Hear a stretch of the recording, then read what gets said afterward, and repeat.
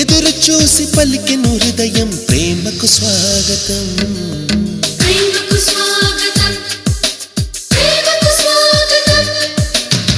ప్రేమ లేఖ రాసెను నా మనసే ఎప్పుడొస్తావని, కనులు తెరిచి కలలే కంటున్నా నిన్ను చూడాలని.